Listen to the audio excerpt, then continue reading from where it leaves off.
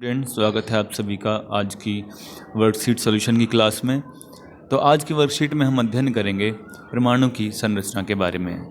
जैसा कक्षा 9 में भी हमने अध्ययन किया था कि परमाणु अविभाजित कण नहीं है, इसे विभाजित किया जा सकता है और विभाजित करने पर परमाणु 3 सब एटॉमिक पार्टिकल्स में टूट जाता है, जिनका नाम इलेक्ट्रॉन,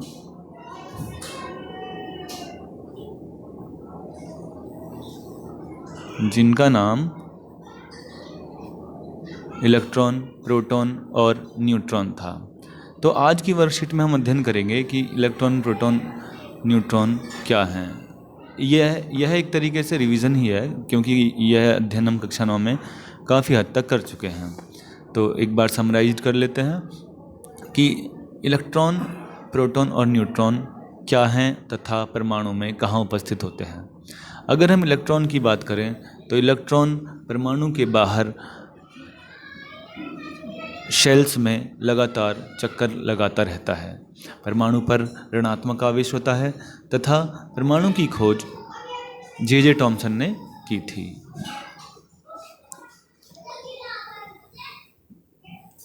इसे हम अंग्रेजी के लेटर ई से डिनोट करते हैं, राइट। अब बात आती है प्रोटॉन की। तो प्रोटॉन को हम P से डिनोट करते हैं तथा प्रोटॉन पर धनात्मक आवेश होता है। यह परमाणु के नाभिक में उपस्थित होता है। इसी प्रकार न्यूट्रॉन की खोज जेम्स चैडविक ने की थी। इसे हम अंग्रेजी के लेटर N से डिमॉन्स्ट्रेट करते हैं तथा न्यूट्रॉन पर कोई भी चार्ज नहीं होता, अर्थात यह उदासीन कण है।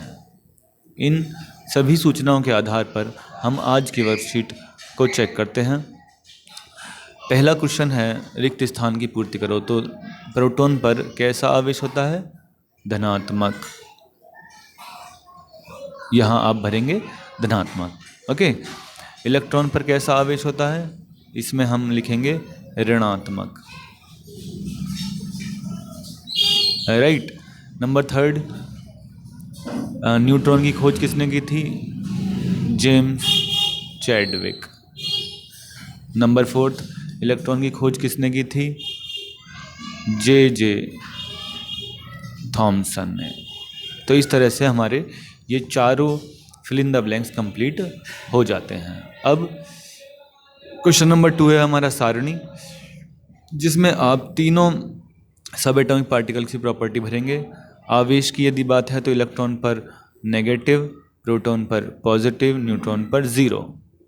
स्थिति की बात करेंगे, इलेक्ट्रॉन हमारा कोश में मिलता है परमाणु के, प्रोटॉन नाभिक में, न्यूट्रॉन भी हमें कहाँ मिलता है? नाभिक में, राइट। नंबर 3 है